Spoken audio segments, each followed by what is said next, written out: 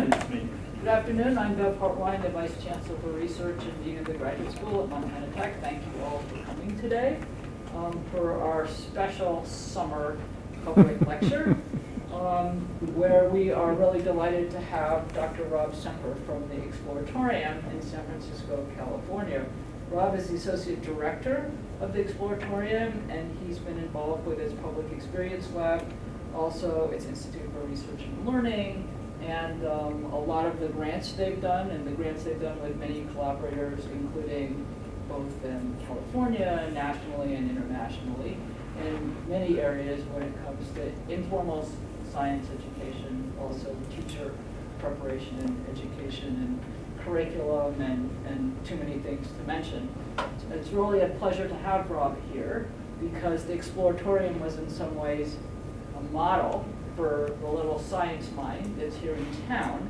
And I was fortunate to visit the Exploratorium, I think possibly even before Rob started working there, and then also subsequently as well. And I was involved in a professional development thing that the Exploratorium was part of for college teachers or people in the workforce who wanted to work with schools, where we spent a day at the Exploratorium. So please join me in welcoming Rob. He's going to talk about the Exploratorium at 50. I guess if I was there when it was open, I must be older than that. Great. Thanks, Bev. And it's my great pleasure to be here to talk about the Exploratorium. And as I was coming here, I reflected the last time, and the only other time I was in Butte, was in 1973, in December of 73, on my way to my first visit to the Exploratorium. I was teaching college at St. Olaf College in Northfield, Minnesota at the time, and I was driving across country. Decided driving was no fun, and I came to Butte, left my car at the airport and took the train and went to the West Coast and went to the Exploratorium for the first time. So kind of old home in some respects, and that was a while ago. So I'm going to talk about the Exploratorium. It's sort of a bit about its origins, a little bit about where we are now, and a little bit about where we're going.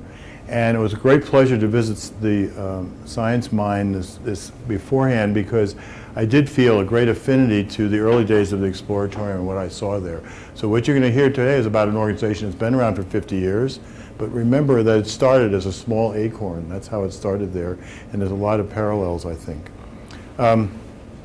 So for some of you who maybe visited a long time ago might not know that this is where we are now. This is our new building. I'm going to tell a story about that. This is actually the new Exploratorium. It's on a pier in San Francisco. We rehabilitated these piers, and I'll get to that in a second. But for many years, the Exploratorium was in the Palace of Fine Arts, which was near the Golden Gate Bridge, near the Presidio in San Francisco. And the thing I always like to tell a story about the Exploratorium, because I think it's important, and it's a rarity in these days, but not that rare actually, is that it's really a story, the genius, the idea of one person, which is Dr. Frank Oppenheimer. And to tell you why it was different, I'm going to give you a little quick, brief history of science centers in about 2 minutes, okay? So science centers, history of science museums, let's say science museums, they, of course, were an invention like everything else, and they didn't really exist until the 1700s, when usually people talk about the Ashmolean Museum in Oxford, where private people had collections of stuff, and finally the stuff outgrew someone's house, and so they gave it to someplace. In this case, someone gave a really great collection of things to the Ashmolean Oxford, and these museums became the first sort of science museums. They were really public versions, or you visit often by appointment, where you could see things that had been collected, interesting things that individual collectors had made. In the 1800s, a new kind of museum was developed, really based on the Industrial Revolution. These were technical museums. The Science Museum of London is a great example. It was an origin of that. These were museums that were actually built to help influence and to help bring along a technical workforce that was needed during the Industrial Revolution. So they were designed very specifically for the public to understand a little bit more about technology of the time, to really know that this was something important to get engaged with. And there's many examples of origins of museums in Europe that started there. The 1900s brought the Science and Industry Museums, one of the most famous, the Deutsches Museum, but actually most countries had them. They were rivals. Everyone had their own Science and Industry Museum. The United States had a few of them too, one in Chicago. Franklin Institute is sort of considered one of those, actually LA. Interestingly enough, there was one in New York, the Museum of Science and Industry in New York, which people hardly ever knew about. That was a museum that was built in the 30s and lasted through the war and closed about 2 years after the war, and it was in Rockefeller Center, actually. And there was and it's an interesting story, which we've done more research on. It had exhibits, interactive exhibits, and there's a suspicion Frank Oppenheimer grew up, and I'll tell his story in a second, grew up in New York, that he might have gone to that museum. So no one knows for sure, but it's a museum that came and went in the center of Manhattan. Post-World War II, science museums, in the whole fervor of science education becoming interesting, developed the Museum of Science, which started as a natural history museum in Boston, became a museum of science, and they began to have a lot more interactive exhibits mixed in with collections. And so it was an idea of, and there's a number of them, Cranbrook, the Oregon Museum of Science Industry, these all became very, very strong in post-World War II when science became a whole endeavor during that time.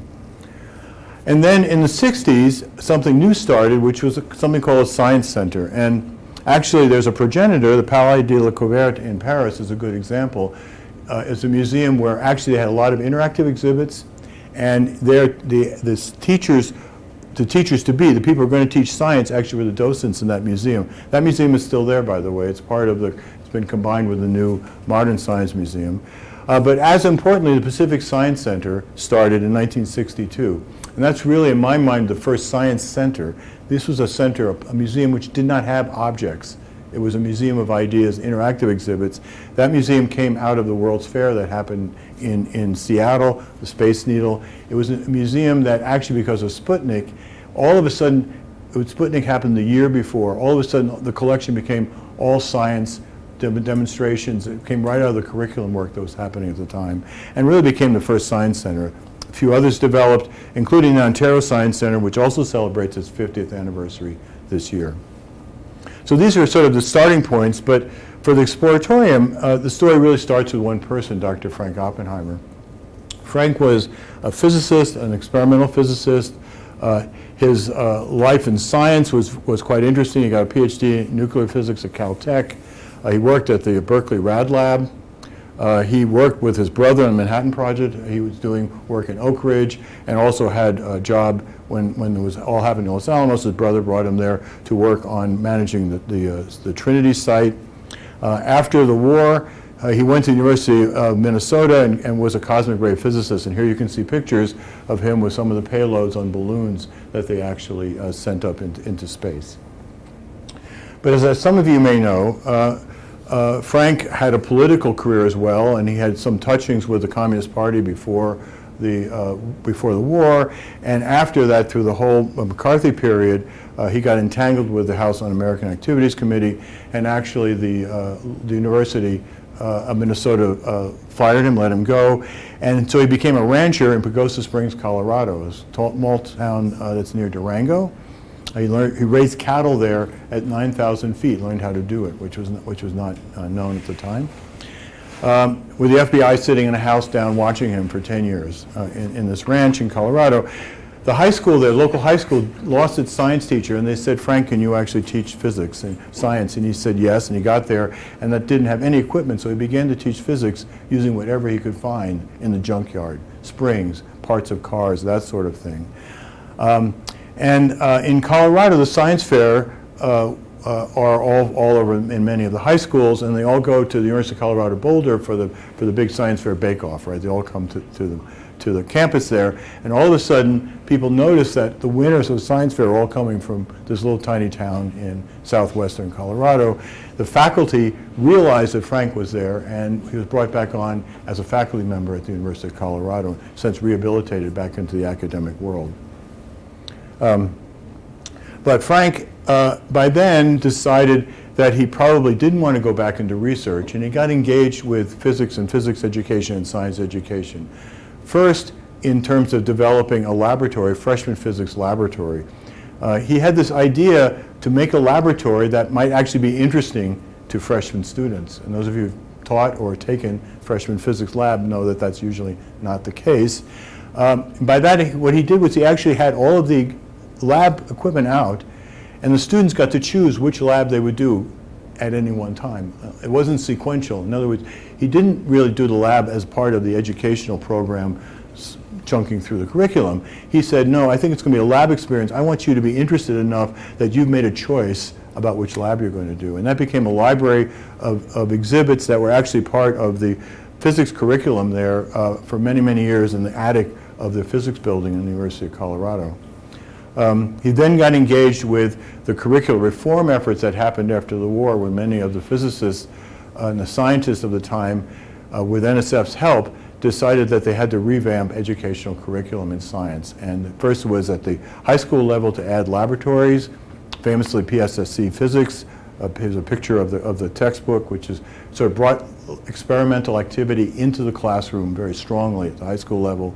But then, more significantly for Frank, he worked on elementary school curriculum, elementary science study, elementary school curriculum, ESS, where he actually worked with the folks at MIT and some at Harvard, a whole combine of people, Phil Morrison and others, to develop an elementary school curriculum. And this was one of the many middle and high school and elementary curriculums that were developed at the time. Unknown fact is that NSF's budget was 50% education at the time, 50% research. Now it's like 5% education and 95% research.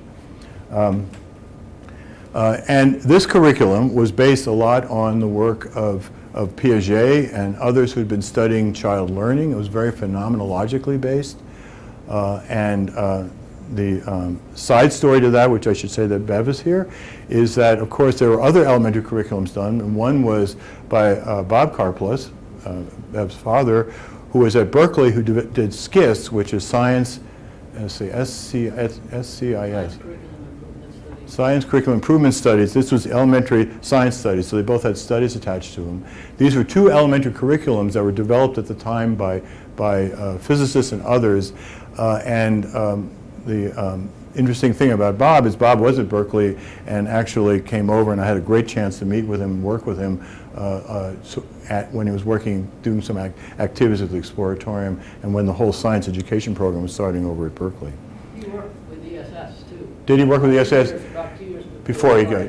That's right. And so and that's where the Piaget stuff was in both of them, and it was really people paying attention to child learning trajectories, so that, and science was not really taught strongly at the elementary level, so this was really a big move. More about this later. So Frank was also engaged with thinking then more and more about science education. He went to a conference that the Smithsonian held on science education, and he began to think about maybe the possibility of actually starting a science museum. And he wrote a document in 1966, this is published in 1967, called The Rationale for a Science Museum. And in that document, he really talked about how the phenomena of invention, the fact that people are creating and finding things, that they're discovering things about nature, they're making materials, they're making tools, is as interesting as other things that you might see in a museum. They're as interesting as works of art or works of history, and that they should be in a museum setting. He was very fond of museums growing up in New York, where there were many museums at the time. And he felt that you needed an environment where the public could actually experience the issues about science and technology directly for themselves, and particularly so that they would actually have a sense of control and ownership of their life, because this is a time when there's rapid technological change was happening, similar to now, by the way, and his thought was if people had a direct sense of what this was about, they could control and have a control of that life. And part of this was clearly also the political aftermath of the fascism that was during World War II, a sense of getting people to be, he felt people had to be in charge of their own lives, not be dictated to by others. Interesting enough, in his argument, he wrote a little word. He said, it could be called maybe an exploratorium. So he invented this word in this article, which we carefully have protected now with a trademark so that people can't take it, because people were actually putting it into the dictionary fairly recently, and we've been told onto it. He invented it as a place of exploration. He wanted to be a place where you explored the world. It was a place of exploration. So to start a museum, what to do, he basically felt he had this idea. He then started to take the idea seriously. He visited museums in Europe, the Deutsches Museum, the Palais de la Convert, the Science Museum in London.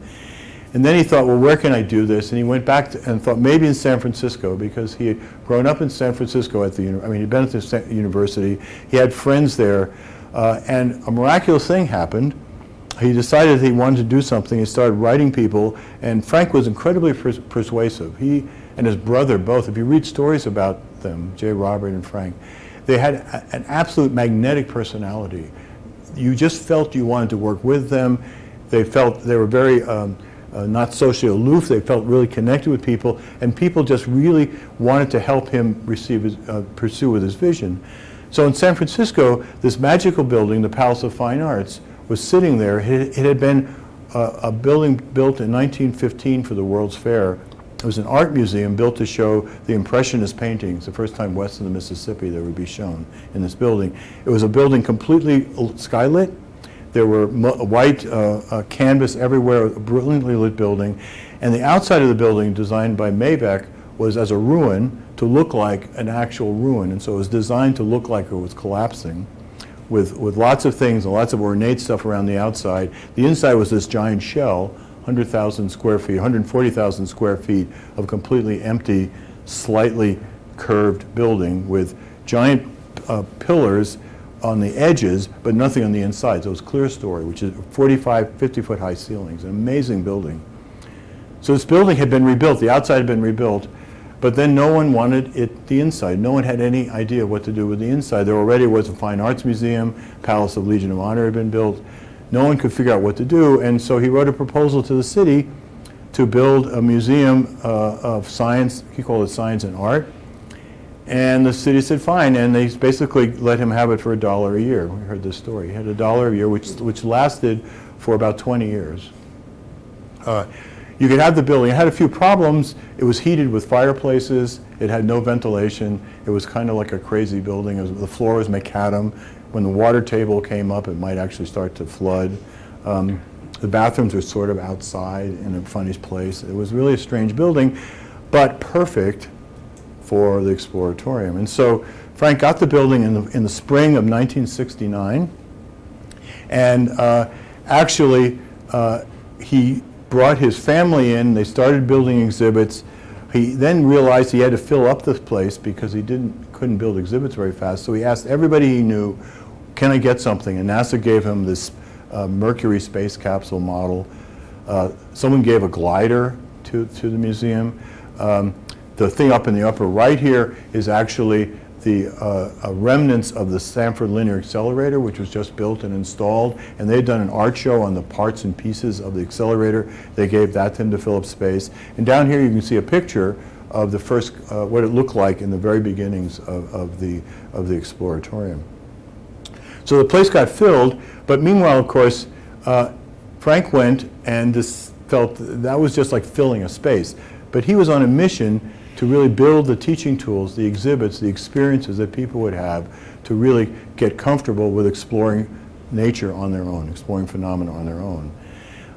So as any good experimental physicist, the first thing you do is you build a shop to build the tools and instruments that you're going to use, because physicists are always using tools and instruments that are actually uniquely one-offs. They're not, you mostly can't buy the instruments that they use. This was true when I was doing research too. You can buy the pieces, but you have to assemble it, because who builds detectors for muons or something like that? It's just not an off-the-shelf item, right? So you're always kind of building your own stuff. So you have to have a shop to build the tools that you're going to do the experiments. So Frank first built a shop. He built a shop, got machine shop tools from Navy yards. He got surplus tools. He basically built this thing with hardly any money to build the exhibits that were going to be in the Exploratorium.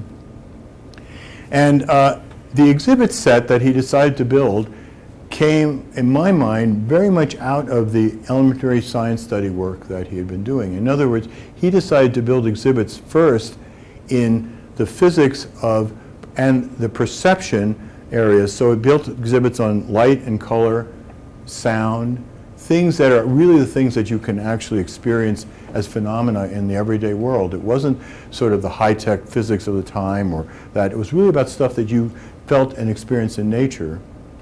And he also built exhibits on perception, the way you perceive, so seeing, hearing, the way the eye worked, the way the ear worked. He did it about perception, the inner body, the way we perceive the world, as much as the way the world is made up of these phenomenological building blocks. In fact, this picture here, this one on the right, is a set of dove prisms that reverse your vision left to right. And that, when you look, and then you try to do things, and of course you can't actually match your fingers because you reverse, and all of a sudden it's this kind of game. You can't line things up, and that's the exhibit he carried around the trunk of his car when he was selling the idea of the museum before he got the Palace of Fine Arts. It was an actual prototype that had been built for ESS, it turns out. So this exhibit set, this exhibit idea, is really formed in his mind something called an exhibit curriculum, a library of props. They were all sort of tabletop. These ideas came from elementary school science curriculum. They came from high school science demos, out of those demos that physics people do in high school. They came out of college physics laboratories or freshman physics classes. And again, as I've said, it was really this notion of marrying the physics side with the perception side that was actually a key feature to the Exploratorium. And I believe it was key because it meant that people, the public, was really naturally excited about this because they kind of like to know how they work, right? That's about myself. How does that work myself? And therefore, I'm interested in color and light, but I'm also interested in how I see color, right? So it kind of was an outside world, inside world at the same time. And I think that's the key to why the Exploratorium took off so quickly in San Francisco compared to some other places that were sort of doing somewhat similar physics exhibits. But something else magically happened at the Exploratorium. So the story of the opening of the Exploratorium is Frank got the building in March of '69. He brought his son out. Jackie, his wife, came out.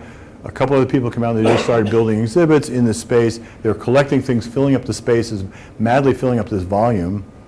And so he sent out notes to everybody he knew. Do you have anything you can fill up my space with? Is there anything you can give me? I got to do this because I can't build exhibits fast enough to start the museum. And so a couple things happened. One is in July or in August, I guess it was August actually. Mid-August, all of a sudden, it was very hot one day. They left the doors open, and people came into the museum because the doors were open. And so Frank looked around and said, well, I guess we're open. So it literally was that simple a thing, and people came in, watched people building exhibits, and there was stuff to do. It was the complete opposite of the way even our new museum worked, which is you raise a lot of money, you build a new space, and then you have a grand opening. This was the opposite completely, right? But then something else magically happened. And one of the persons that he talked to was a person who worked at the Smithsonian, who he asked to be a scout for good projects. And she found out that there was an exhibit at the Corcoran, which was called Cybernetic Serendipity. And Cybernetic Serendipity was a show that was started in the Institute for Contemporary Arts in 1968 in London. It then was split. Part of it went to Europe, part of it went to the Corcoran. And it was an exhibit really of artists and scientists who were exploring computer art, mechanical devices, sound machines, all of the stuff that was happening at the time where technology and art and science were coming together. There were a lot of well-known artists involved, Nam June Paik, John Whitney. It sort of was based earlier, Jean Changlei had worked a little bit earlier in that, was kind of a progenitor. But also Bell Labs was working on very strange things involving sound because they were working on developments around telephonics. But their researchers were really interested also in exploring how people hear things, what frequencies do they need, all the kind of stuff that was very personally dependent. And they got connected with artists like Rauschenberg and others and did famous shows in New York in the Armory. Famous show, John Cage, was Strange Music that the people at Bell Labs built the equipment for. So this was a period of time of experimentation, and the show was ending its run at the Corcoran. And it was going to end, and this person told Frank, well, the show might be available. Frank saw it and said, well, that looks like a great show. So they packed it up into a truck, drove it across country, opened it up, and it became the opening show for the Exploratorium in October. I don't remember the specific date. There's a date somewhere. I think it's October 10th or something like that. It became the opening. And what was interesting about that show is it got tremendous publicity in San Francisco. This was '69 in San Francisco. People were definitely into the counterculture world. It became a really big hit, and I think the story is that true in reading the archives, that they think over 100,000 people saw that show in the first year. This is with no publicity, with opening doors, but having the right idea at the right time. That show was supposed to last 3 months. It was there for 2 years at the Exploratorium. And we still have 5 pieces from that show on display on the floor of the museum. Now, what was important here, and I think why this is the other important part, I talked about elementary science being critical. The other side was the relations of science and art. Frank realized that artists also explore the world. They're investigating, and a subset of them are investigating the phenomenological world. They play with light, they play with color, they're playing with sound. That subset of folks actually were doing explorations, in a sense, very much like scientists, and they were building exhibits that actually allowed the public to experience different features of that kind of world. And he realized that they, in fact, had really good talents at building exhibits that were interesting to people, perhaps even more so than some of the physics lecturers that might be building exhibits. They basically worried about the sensuality of the exhibit, the richness of the phenomena. And that relations of science and art is carried through to the Exploratorium to this very day, and is, I think, a key to why it looks the way it does.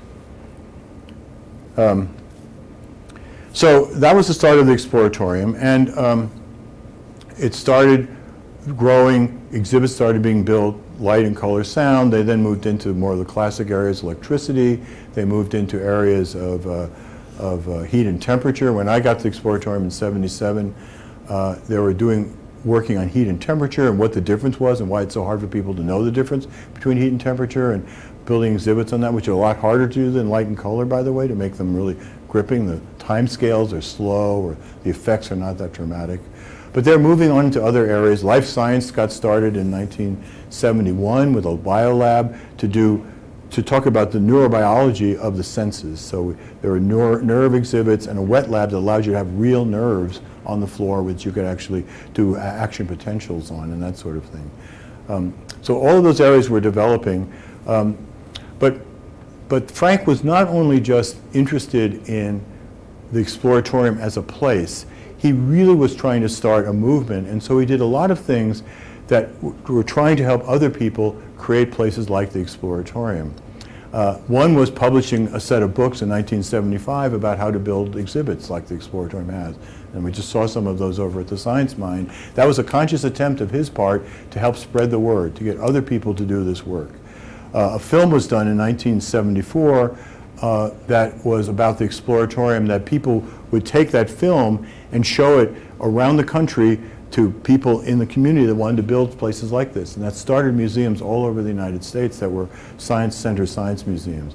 And that film, by the way, was nominated for an Academy Award, which is an interesting piece of history.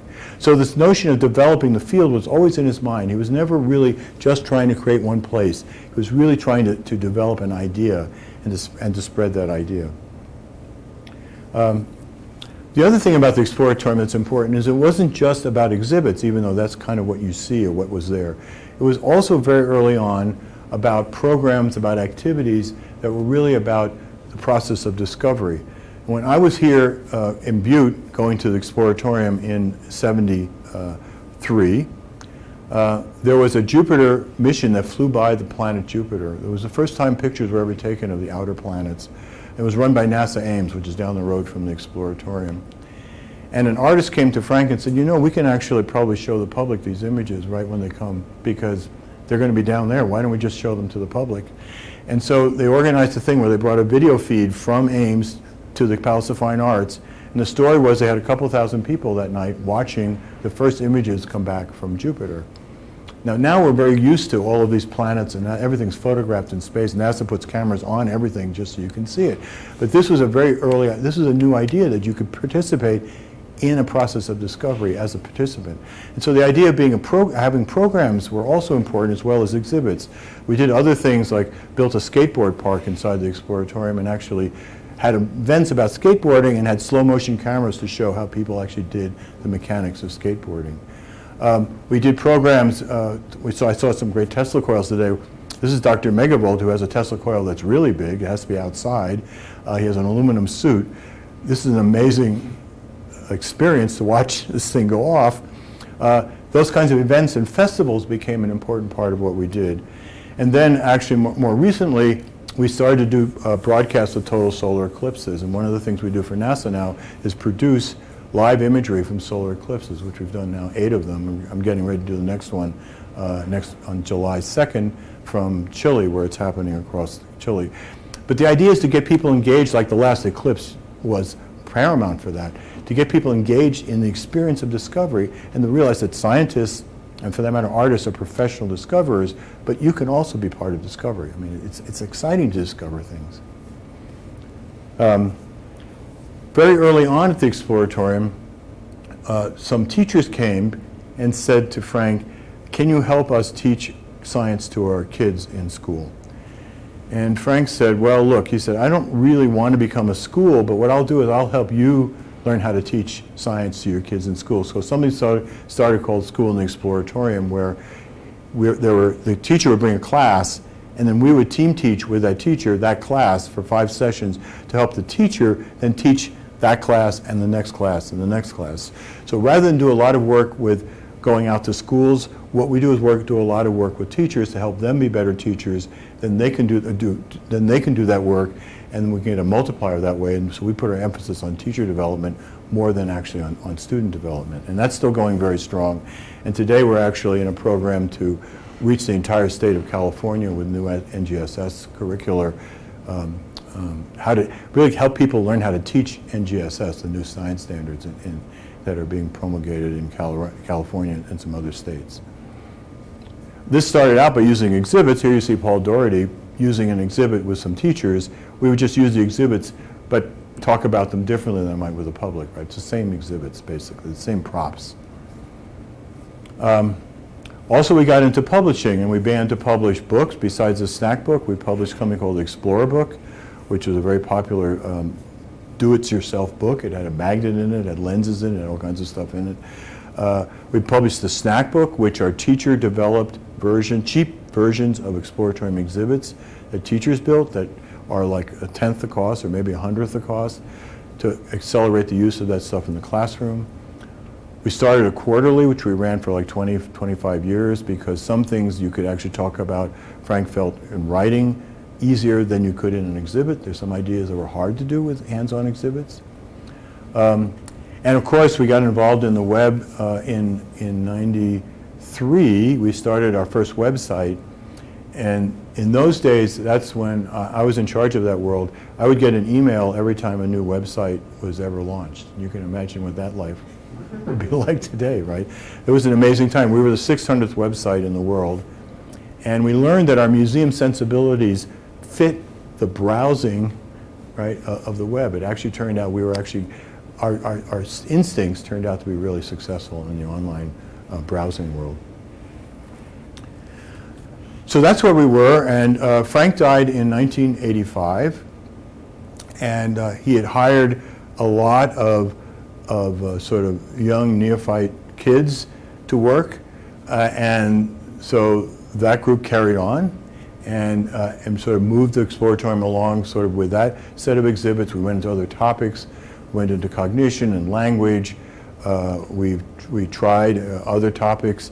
We moved more into teacher development. We also started to work on building exhibits for museums around the world and other locations, and spreading that.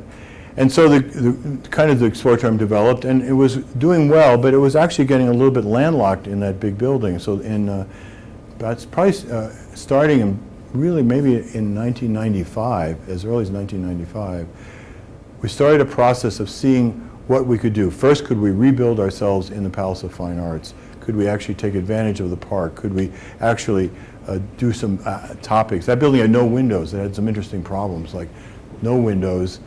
It had this weird heating. The air conditioning was a hole in the roof. It had some problems. It was also had to be earthquake upgraded. That turned out to finally be not politically tenable for a lot of reasons, and so we looked around the city, and after looking at about 35 locations, we actually found a place to move to. And so we took the brave movement of actually deciding to relocate. And I think in a way it was a good decision, because in an odd way we could have become a museum of ourselves. We could have become the museum of the Exploratorium. We needed, in a sense, a new challenge, and there's nothing like moving that presents a new challenge for you. So we found a location on the Embarcadero in San Francisco. Here's a picture of the building empty. It looks a lot like the empty building of the Palace of Fine Arts.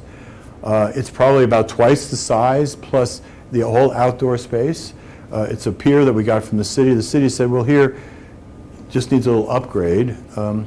So this was a $220 million upgrade to the site. It was an historic pier, so we could rebuild stuff on the inside, but we couldn't actually change the skin of the building, which was great, actually. But it's an interesting building because it's on the water, it's on the pier, it's very close to downtown. And through this rebuilding process, which took about 8 years to get permission and plans and about 2 years to do the construction for, we moved in April of 2013 into our new home. And the new home is interesting because we actually got to use all of the 43 years of experience we had in the old place to move to the new one. And we really wanted to not change the ethos of the Exploratorium, and yet we wanted to improve a variety of things. We wanted to improve the visitor experience. The sound was terrible in the old building. It was sort of a bent building, and it had amazing acoustics because of that, which meant if you dropped a pen at one end of the building, you could hear it at the other end of the building, or if 500 kids were at one end of the building, you could hear it throughout the building. So it had huge problems from that perspective. It also had, it was not very comfortable. I mean, in the winter and summer, it really had some drawbacks.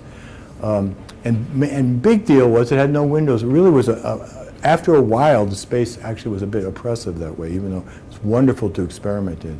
So the new building, we got to change all of those things, but hopefully it was enough of an industrial building that we hopefully, and people I think feel good about that, we didn't change the ethos of the Exploratorium. We didn't like put all the exhibits into casework. We didn't actually, we still have the sense, and many of the same exhibits. We brought 450 of the old exhibits with us, added 150 new ones in the new building. So this is the way the building looks now. From the other side, it's a deep water port. We have research vessels that dock there, NOAA research vessels and stuff, so we're actually operating a docking and berthing facility. It's a building that has, we tried to be as close to net energy zero as we could, and we basically are at about 90% for the museum, 88 to 90% energy neutral, meaning we have solar. We use the bay water as a heating and cooling system, which you can get away with in climates that are more temperate than here, obviously, but it does work that way. And so it was a building to be engineered well, and now from a perspective of organization today, we've gotten to be pretty large. When I joined the Exploratorium in 77, there were 45 people there. And now we have 325 people, and a pretty big budget. It's about a $50 million budget, and we have an endowment of about $55 million. So we've grown a lot, and so we're large. And again, I want to emphasize, it started very small with really very little money, and every year I would say we're still scrambling to meet our budget. We're not like, we just have too many ideas for the amount of money we have. If you look at our 3 lines of work, one way we look at them is with one group is called the Inspiring Visitors. This is the kind of layout that we also, by the way, we have the lease on the pier next to us. We have 2 piers. We're leasing Pier 17 out until we get enough money to actually rebuild that one. We have 4 areas of concentration in the big exhibit areas. Physics and perception, the core of the Exploratorium, with an exhibit development shop right on display. With our work, that's a slight color sound, that's still key to our work. Our living systems area has developed with a new laboratory, and we're doing new exhibits on that domain right now. We actually added, just when we moved, a set of exhibits on human behavior. We began to realize that we could do exhibits about the way humans behave. We'd done already language and memory. We got even further into social experiences and realized we could build interactive exhibits about that. So we have exhibits on the prisoner's dilemma and other kinds of well-known social experiences that are doing exceedingly well in terms of relation to the public. And then because we're on the pier, we're doing the environment, and we have a building with wonderful windows, glorious views of the city and of the bay. And we're doing a lot of work, including we've wired the pier with real instruments measuring water quality, CO2 in the water and the air. It's actually an instrumented pier. The second, our work with educators is still moving along, advancing. We do work with K through 12 educators now, and also out-of-school educators, people that teach in out-of-school environments. We're doing that now throughout the state of California, and we have about 2,500 alumni teachers who've gone through our program in the region who come back for workshops on the weekends. Just check my time here before I go too long. And then finally, because we already were trying to help other people build, we wrote cookbooks, but not everyone wants to build their own exhibits. That turns out to be a very special sauce. You guys have an amazing group here to do that. Not every place wants to do that, and so we now are building and designing museums around the world in different countries. We've done it in Turkey, we've done it in Asia, we're doing it in South America, and we're doing it in the Middle East. And in a way, we're using what we learned about designing and moving to a new building to help do that with other partners in other places. So I want to end with two little points, which I think, and then have some questions. One is, the Exploratorium is not really a standard museum or a standard science center or a sort of standard anything. And as I've sort of thought about it, I realized that it really came from Frank's genius of marrying the notion of public exhibition space and a research laboratory, a place that actually was developing new experiences, building new exhibits, designing new educational experiences. Bringing those together is what the Exploratorium is about. And there are examples of that, but not very many, none in the science museum world. Natural history museums, of course, have research units, exhibition, and they blend them together into a place. And in Cal Academy, if you go and look at that beautiful new building, 1/3 of that building the public never sees. It's their research laboratories, it's their collections, it's the stuff that they're working on. Or another example, which I think is even closer to home, is research hospitals. You know, research hospitals were an invention in about 2010 or 2011, 1910, 1911.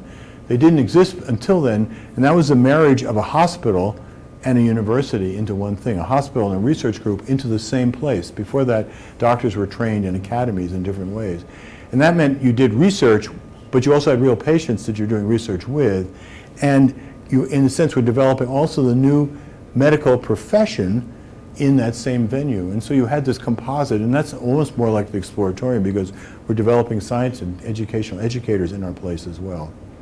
So that marriage meant that we actually think of ourselves as a research unit, and just recently we've done a whole review after we moved in about what our research agenda is going to be for the next 5 years, and I'll end with that. There's 4 points that we're going to be working on from a research, R&D, and also then an exhibition and an educational experience. One is on advancing inquiry. People come to the Exploratorium and they're given exhibits, and the whole goal is to get them to do their own learning. Not for us to teach, but for the learners to learn. Learning is a process that the learners are expending a lot of the energy, not the teacher, right? It's really the learners that have to do the energy if they're going to learn. And so advancing inquiry means we know that they get that. Can we actually extend the inquiry experience so they do more? They maybe experiment with something, but then maybe they'll take a measurement, or maybe they'll have a discussion with someone else about what's going on. Can we go more into scientific inquiry, the kind of inquiry that happens deeply if you think of what a scientist does in their everyday life? And deepening, that means deepening, and broadening means can we do other subjects, other topics, and use other modalities to do that. This is a picture of work we're actually doing with the Dalai Lama and with monks in India who are also interested in learning about teaching science and doing that stuff. So it's, again, monks are incredibly good inquirers, it turns out. The second area is identity, particularly as we've gotten, as we sort of look at what's currently really big issues that the world is facing. we began to realize that the whole thing about identity and the relation between biology, psychology, and society is something that's really important to provide people the tools to learn for themselves how that works. And so we're beginning to meld the biology part and the psychology part and the human phenomenon part into a whole. The third is about, we call it engaging ecology, and this really means we're actually looking at how to do different kinds of ecological work, some of which, by the way, you guys are already doing. You're actually way ahead of us in that regard, of doing place-based environmental pedagogy, how you actually have people have the opportunity to learn things in their place, do some experiments, do some exhibits, do some other things, and actually start to gain an understanding of where they are, and then figure out how that relates to the fact that we're all in a system. The system is bigger than any of us can see by ourselves. How do you make those connections? What are the methodologies that help us do that? This is a projective map. I was talking to folks earlier in the Science Mind about it. This is our version of a projected map on a Bay Area with topology, and we can project different data sets on top of it. But you guys are already ahead on that. So, and the last is an interesting one for us, which is there a way that we can actually give people the opportunity to actually feel like they have agency in the world to actually make a difference, that they can actually participate in discussions in their town about things that are happening. They can actually have opinions and gain the knowledge themselves to actually express that in dealing with the issues that are happening to them.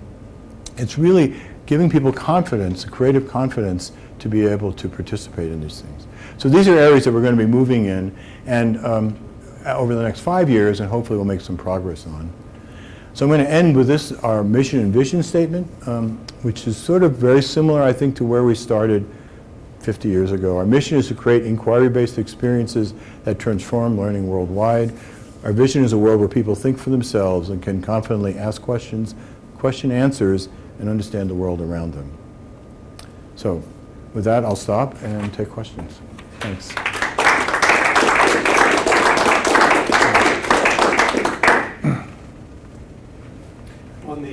I've been to the old place. Yeah. Has anyone, who's been there? Good, half the group. Okay. How many did the tactile dome? Sorry? How many did the tactile dome that was there? Ah. We were there like in the very beginning, I Okay. guess. Yeah. The tactile, just so you know, the tactile, when was that put together? I don't know what year that was. It was put together in 70, we got it in 74. It was put together in 72. Yeah, I mean, amazing. It was a geodesic dome. I mean, this is a big place, the Exploratorium. Is it still in here? Yeah, we moved it and rebuilt it. Yeah. Well, you should talk, and I'll tell you a few stories about it. Well, it was incredible because you got this geodesic dome, and you go into this tour in tunnels and spaces inside in total darkness. You can't see your hand in front of your face, and you go in, and if you reach around, I mean, I think going up, initially you did the spiral. You had to wedge your way up the spiral in total darkness. There was an edge there, and and you just had to slide down it. You didn't know where you were going. It's all going by your senses. It's all touch sensory. around you, Yeah. that you can't see, hear. The walls. One of them was like a bridge, and you because of your weight, the walls would come in on you. And it was sold out. We had It's still sold out. reservations and everything else to get into that. But I guess I'm just curious, how's the new, what you just shown us for the new location? Yeah. How, I mean, it was more physical then. Now you're really getting into the psychological. We still have, I think we have as I said, we brought over a lot of the original exhibits, and we still have that. But we have added these other sections. The environmental section we added because our location, first it's a pressing issue, but our location really allow us to do things that we couldn't do in the other place. So that seemed like a natural thing we wanted to do. The social science we already had some exhibits on psychology. It's sort of natural from mind, cognition, you finally get there. And it turned out, we experimented with it and found out that it was actually a pretty interesting place to do work. And so that is a new for us. So we've kept the others, but I would say these other things have gotten added to a collection. It's also, there's only so many exhibits we can do on light and color and sound. I mean, it's amazing subject matter, but at some point you've done them, right? And just doing another one might be fine, but people might be also interested in something else. So we kind of have said, okay, we'll move on to do this other And how's thing. it been in DC? I think really well. For one thing, the social science stuff I didn't know if it was going to work, and it's become really popular, particularly around teenagers and that age, not surprisingly. We've now, one of the things that's happened in our new place is we're open Thursday nights for over the age of 18, and we have 2,000 to 3,000 over the age of 18ers there every Thursday night, playing with exhibits. It looks just like the morning when there were middle school kids there. It's the same activity happening. We learned the secret was removing the kids from the situation. In other words, I mean, a lot of families come with people of different ages, but you know, that group doesn't actually want to be in the place when there's a bunch of little kids for a lot of reasons. So by having no kids, we then all of a sudden found this other audience. And it's gotten to be really popular. And we didn't have to do a thing. We have to change the exhibits at all. You know, we have food, we have drink, and we have other things that make it more social, but it's still really popular. So that's worked out really well. We doubled our audience by moving, which was interesting. The location made a big difference geographically. And we've quadrupled our field trip audience because of public transit, it turns out. So those were really big successes for us. So, I forget what you called it, but your evenings where you're giving talks and whatnot? Yeah. So at the Science Wine here, we started a similar activity. What is the frequency of those talks, and how do you decide So, what to talk about? Yeah, so we're now doing that. They're part of this Thursday night adult thing. And so we do, and we change the topic every Thursday night. That's a massive programming effort, by the way. And we started off once a month. You know, I mean, we've gotten here over many years. We started first once a month, and we learned that having more than one thing was interesting. So we have a lot of artists as well as scientists doing stuff, not just science. Have more than a couple things to do before or after or in the middle of talks. And and also we try to take advantage of the fact it's a talk at a museum. It's not just a talk in a lecture. I mean, you can do a lot of talks here. I just gave one. If you do it in a museum, you should take advantage of an exhibit or something, or even the reception happens outside where it's interesting, right? So there's stuff to play with. So that's the secret sauce, I think.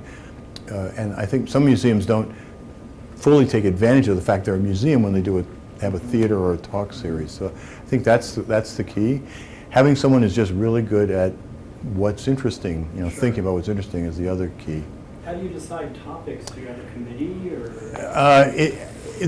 What happens, usually a group of people get together in a room and they throw out a bunch of topics on a maybe quarterly basis.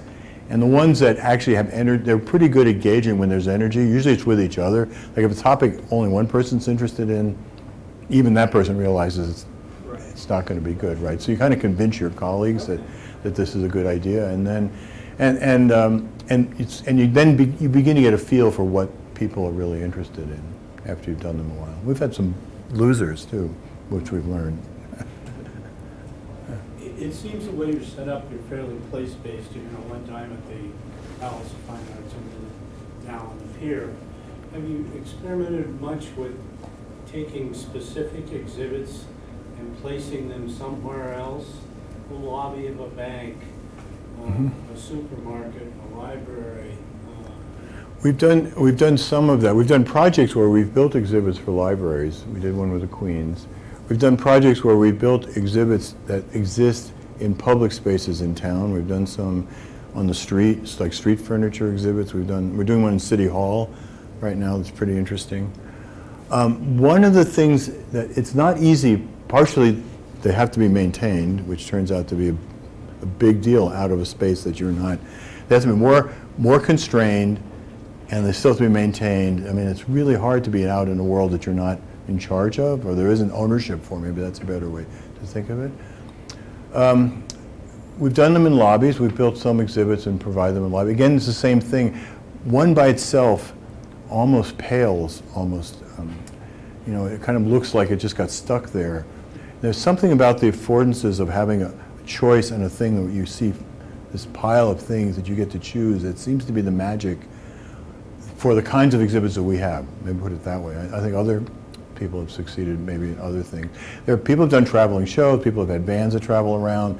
Ontario Science Center had a semi-trailer truck that went through the entire state, or the province, every summer, setting up every week in a park or something. A lot of people have done these experiments, and I think sometimes they work and sometimes They don't. And one of the other things we realized, we really want our energy around inside building, and it takes work to go out to do that. And we find that you have to figure out how it's supported, what's going to pay for it, what's going to support the staff to do the maintenance on it, and we haven't quite found the secret sauce for that. So, Exploratorium has a very interesting logo. If the logo is the word at the Yeah. bottom of your slide with the big O. Right. And there is some idea that's being conveyed by that. Right. And I'm curious what it is. Yeah, so since I was there, we went through at least 5 versions of logos for the Exploratorium, starting with Frank when he got there, and he had Perceptual one. And the one you see here was actually designed by Walter Landor, which is a design firm. Walter Landor was on our board. He's a very well-known designer I'm not sure how he knew Frank, but he got very connected with Frank. He's the one that designed many of the logos for most of the major corporations like IBM and others around the world. Anyway, his firm donated that logo design when he died as a donation. The first notion in the logo was to realize that our name had specificity to it, right? It was a unique name. We had ownership to it. It was so unique that there was value to do that rather than try to do just a picture or something like that. But the O is really meant to be, but as we've talked about it then, and as we've talked with we have an ad agency now that talks about it, we're really talking about it as a portal. It's basically a window. And that's really what the O means and why it's big there. It has to do with the fact that you can put things in it or you can look through it. There's an openness to it. So that's really the design feature of it and why we keep it there and why that's large. It also adds a little bit of texture to that longish name, which is pretty long. One of the horrible things that I've had to do is try to figure out how to do that and brand videos, television, because you only get like a little space at the bottom and the word is so long, it's either too tiny or something like that. So the idea is to give it identity, but the portal area is the area we're pursuing. And it really means, if you look at our positioning statements now, it's really about Exploratorium is a portal into the world, and that's what the space is about. I felt that when I looked at it. Did you? Oh, good, it works. Wholeness or an opening. Oh, good. And it was everything. I'll take that back to the team that worked on it. I'll be glad to know. There's debate. Everything in the Exploratorium is debated. This was definitely debated, believe me. So what happened to the old building? Yeah, so very interesting story. The story about the building, the other reason I forgot to say that we moved was we got $1 per year for the first 20 years, and then someone got the idea that we're a private nonprofit organization, that non-city agencies, this is a building in the park, should pay market rate for anything that they do. And it was really because there was a yacht club across the street from the building, but we got caught up in that, so all of a sudden our rent went from $1 a year to $400,000 a year, which would have been the market rate for that. They did do it in 2 years. So, when your rent goes up, what do? You sort of say, do I really want to live here? I mean, it's got some problems. You start to look a little differently at the building. So we moved out, and I think the park folks thought, wow, this is great. It's going to be a gold mine here, right? Well, it turns out, for one thing, once you move out, you have to then have a permanent, if you have sign a lease that's more than a temporary lease, which we sort of had for 43 years, you then have to do upgrades attached to it. So there's earthquake upgrades that building really needs, probably about $20 million worth. The second is you can't actually, that building is actually built on a sandbar, and the beams, these big giant box beams, which are huge, I mean they're 40 feet high and 100 feet long at the bottoms, they're on pilings that were driven into the sand and into the water, creosote pilings, which are not bad, but after 100 years, they start to actually have decay, and so you have to actually replace the caps of all that.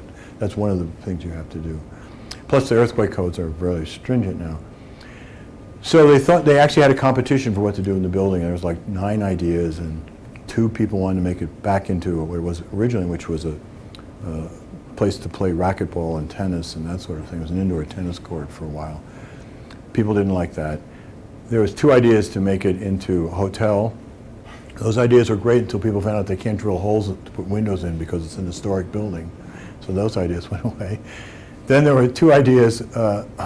One idea to have, which no one understood, to have some kind of an organic food court in there. or a fancy restaurant. But then there were two ideas. One was a performing arts center and one was a museum. And the museum was going to have exploratorium-like exhibits, which I always thought was pretty funny. And we move out, right? Neither of those had could actually come up with the economics to operate that building and to have a rent of $500,000 a year on that space. And so right now it's on short-term lease. It had something for 5 years called the Invention Factory, which had a variety of hodgepodge of stuff, including some stuff that we might have had in our first 4 or 5 years, just space filling. Right now, there's 2 escape rooms that are in there. It's a commercial entity, but they do escape. I mean, it's an amazing building, and for performance, it could have been turned into a great performance venue because having no pillars means you can build anything you want in there. And so that's what it is now. It's just sitting there, mostly idle. The parking lot got shrunk to 1/3 the size because they redid the roads. So right now, it's sort of empty, which the neighbors are thrilled about because no one's there. Can you share on how much where the 220 million was it raised? Or how? Oh, yeah, sure, yeah. So by the whole capital campaign was 300 million, by the way. That 220 was construction. It was a fully privately funded project. We're a private nonprofit. We get no money from the city except we get a piece of hotel tax. But there's a tax on hotels to be distributed to arts and activity-generating parts of the city. So we get about $300,000 a year from that as a grant. That's the only city money that we get. We of course the port gave us a 66-year lease on the property. We have a 60-year lease. So in a way we got valuable real estate, and we got to amortize our build-up costs against the rent for 50 years. So the improvement costs basically have made the rent go away for 50 years. And when it gets to be rented, the rent will be based on an unimproved space. And it's 50 years out. It's one of these leases, cities do this because no one's going to be around who did the first deal to actually have to do it again, right? So, for good reasons, actually, in some respects. But that's all so we got the location, which I always have to remind people is an important thing. It was an historic building, so 10% of that, $35 million, was historic tax credits, which are credits that you get for improving an historic building as long as you don't alter the historic parts. And so for 5 years, there were historic tax credits, and the building was owned by a for-profit entity that effectively realized value for those tax credits. And that's been done in other places around the country. It's an interesting deal. The rest of the money was raised from individuals, basically. A few foundations, as I said, no public money in our case. And it came from, when that project started, when we started doing our building, we did a feasibility study that said we could raise $30 million, and we raised $300 million. And it came through a couple of interesting things happened. And one thing I said earlier, we built it, now if we had built it today, it would be a $420 million project, because the construction costs, we built it in 2008, when construction in San Francisco at least were at the bottom because the economy had collapsed in California. So we got a good construction deal. We got the support primarily from individuals, half of it from our board. So we built a board that was functionally capable of doing that, which was not the way our board was in the first 20 years of our existence. We built it painstakingly by great board leadership, frankly, who believed in the work. We built it because people were very interested in education and in science education, felt that that was a key thing to do. The people that were actually succeeding financially in the Bay Area felt that was really important. They really felt that that had to be done. And so the fact we do teacher development was as more important probably than the fact that visitors visit us, quite frankly. The fact that we were able to triple our classroom space and to move into the... So the message resonated, and the people who were interested in us were not the ones that were supporting, say, the new art museum, or they just were a different group of entrepreneurs and people who've been involved in tech. It came from very strong leadership from a few foundations, very important foundations, and strong individuals. So it's a pyramid. I mean, there was also, everyone involved, but it was amazing to get to that level. Incredibly interesting. I think the location really helped. The story was a good story. Look, it's all about a good story. As I was telling people earlier, the thing I really learned about fundraising was it's not about you and your needs, it's about you giving people an opportunity to get something they want done through you. So people want to have better education in science for their kids. We can do that, therefore we'll get support. They can't do it themselves, they would like to, but they can't. So it's that kind of a story that I think you have to get to. And we've been there we're beloved. So that's the other thing, there was zero opposition to our building. No, every board passed 100%. And the port had their own issues.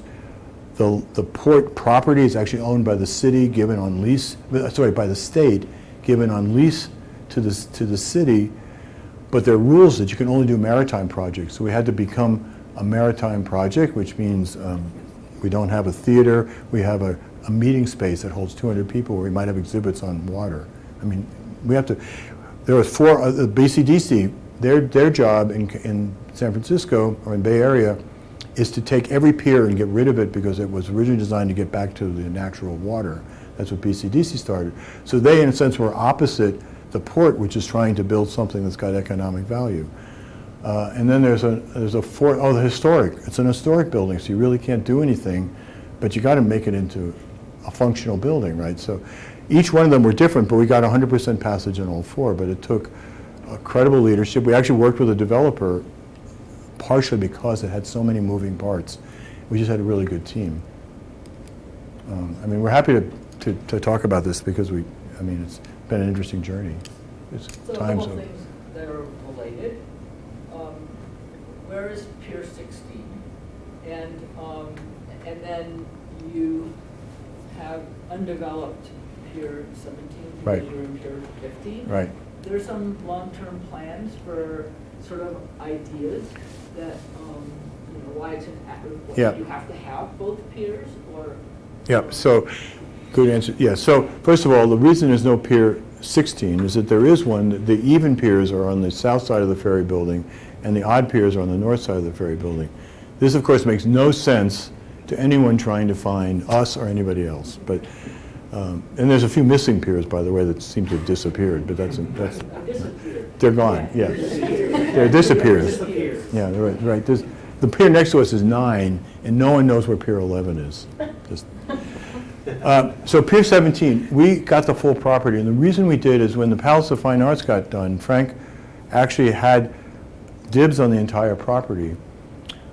There was people in charge of refurbishing that building, and it was called the Palace of Fine Arts League. And they were interested in building a theater for the film festival in San Francisco, which theater did get built, and is a theater, a 1,000-person theater, which is only good for film, by the way, because of the way it's designed. But over time, and Frank actually had that built so that you could roll exhibits from the Exploratorium onto the floor of the stage. So there was over time, that group really wanted to do arts, and they thought science was not something they wanted to do, and they got antagonistic. And then they built a wall between the two areas. And the board chair at the time of the move had to deal with that Palace of Fine Arts League and tried everything to buy them out, to get us the space, to form a partnership, to not build a wall. It was a horrible experience. So he said, never again is I'm going to be at the mercy of another organization in my space, basically. So when the piers came up, originally we were going after one of the piers, and the feeling was if we didn't go after the other, who knows what would happen over there. It could be anything. So we actually got to get the whole property, 15 and 17. But we didn't have enough money nearly to finish 17, but we also didn't have enough ideas, I mean, very frankly. And I think our early ideas, well, we could build a big theater in there because, some science centers have these big movie theaters. We don't have the height, but we could have put something in there. We thought we needed more exhibit space. We now know that that's not true. We have enough to keep people very busy. And so right now we're leasing the space out to the Swiss consulate, who are using it for their space, a quarter of it. We have a shop in there that builds exhibits for museums elsewhere around the world, so we're using a quarter of it. We have another space that we're leasing out to, we lease to people on a 4 or 5 year lease basis. And in theory, we're supposed to present a plan to the port within the next 10 years of the redevelopment. So we have a permit to redevelop it, which is good news.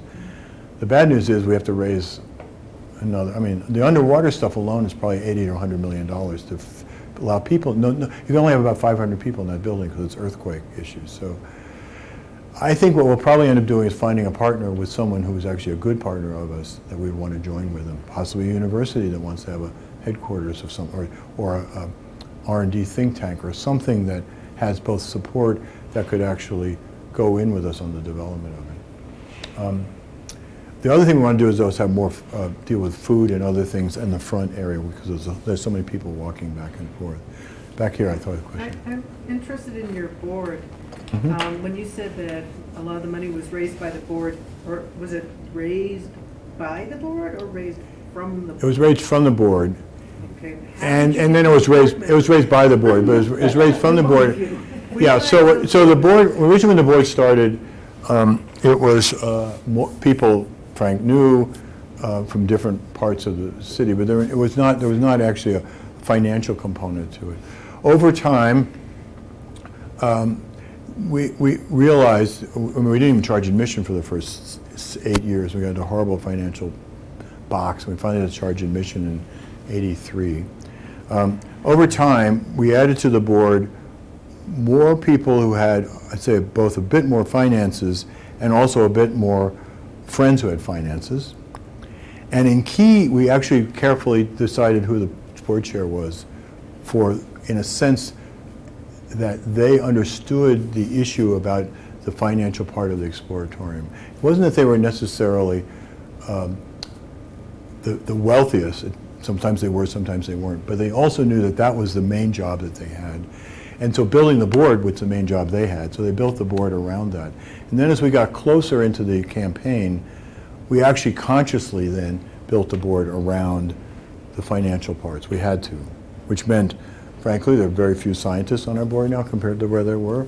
There are people who actually had the means to give at a level that then they could ask at that level. So it became almost a means test at that period of time. That's a little different now that we're not in the campaign, but it's a campaign strategy, kind of like it's like a university campaign strategy to some degree for campaigns. So that's how we did it. We were very fortunate to have a board chair for a period of time who was incredibly well respected in the venture capital world, in the science side of the venture capital world and so very well respected, had done very well. So he was very fully supportive and said, I'm supporting this at this level, and it was a big level. We probably had 2 or 3 of those kinds of opportunities. One was a foundation that supported us at the $25 million level, so I'm talking about big. And then this person, and they were so well respected and so people just believed in them, partially because they invested in good things too, that we became believable as an organization that could pull this off. And then the site helped because it was so amazing. The project became tangible. So we're well liked, but being well liked isn't enough, right? It's hard to do it if you're not well liked. And there are organizations that get there, but it's not easy, and they often don't have a good life afterwards. We were very well liked, but you have to have this other engine to do this stuff. And there's kind of a known way to do it, but we were fortunate with the economy of the Bay Area at the time also, frankly, in terms of what we didn't have is we had very little corporate involvement because, frankly, in the Bay Area, we had more corporate involvement when we first started because we don't have that many corporations in the Bay Area that actually have revenue. If you really think about it, we have a lot of people, they plow all their money back into the business, and a lot of it is money that's going into deficit. We just saw what happened with Uber, right? It's money that's going into products that don't even make any money.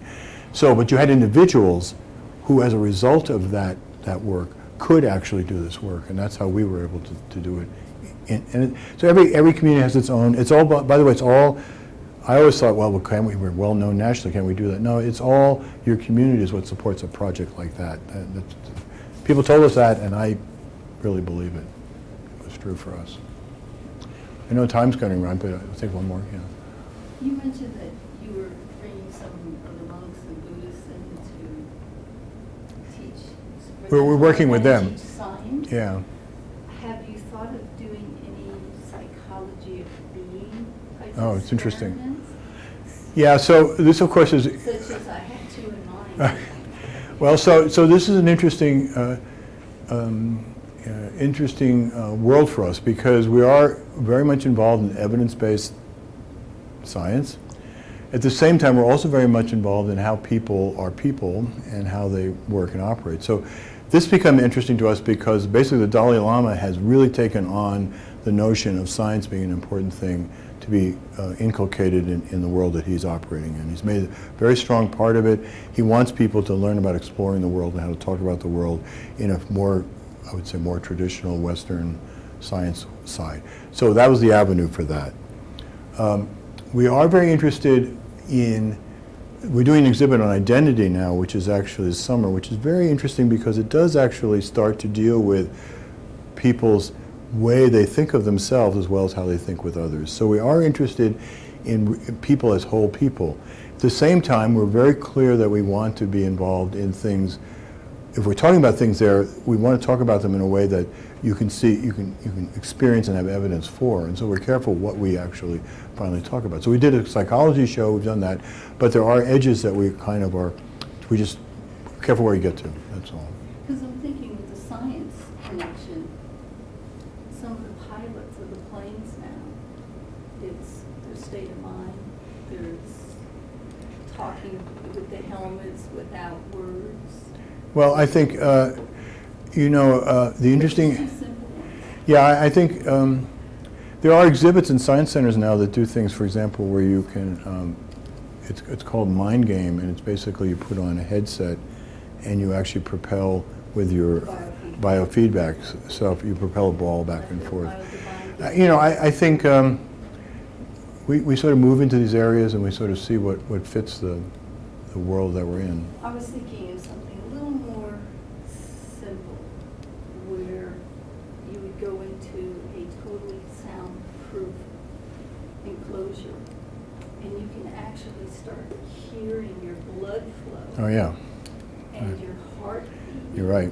Oh, and Becoming yeah, very and- aware and- of that inner world without having to have other Right. instruments, and Yeah. you realize you can do that on your Right. own. Have you ever gone into an anechoic chamber? It's amazing and kind of actually overwhelming, at least the ones I've been. It's scary, actually. I think the perception side is so key to having experience that people like that. That's a thing that I really, it's interesting, other science centers, they kind of did it for a while, most of them have moved away from it. I think it's a big mistake because those exhibits about you and the way you perceive the world are still extraordinarily popular, and they teach you so much about how you actually function in the world. So I find these things actually a valuable leavening agent to the other kinds of things that we have that might be more technological or more physical in nature. I better watch the time. Well, actually, we should probably thank you. Thank you. You're great audience.